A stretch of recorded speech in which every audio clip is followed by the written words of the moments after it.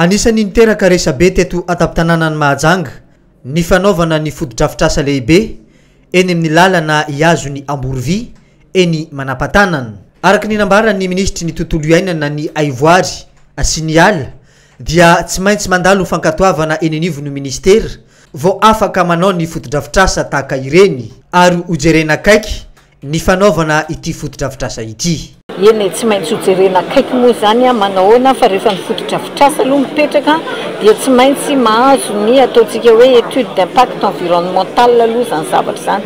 Ninninona ny fananganana fotodrafitrasa, ninninona ny fitrandrahana dia tsy maintsy mizotra amin'ny lafin'izay zany ny afahana manangana na tsy ny fotodrafitrasa iray indrindra fa manodidina ny reto ala ataoko hoe arovana ireto.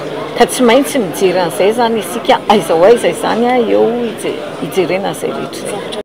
Anao fidinana ifotony eny an-toeran'ny ministra sy ireo délégation izay tariny mba afahana mijery marina ny tena zava-misy marina mikasika ny fanaovana fotodrafitrasa eny amin'ny tokotany malalaka eny Manapatanan amin'ny lalana Iazo iny Amborovy iny.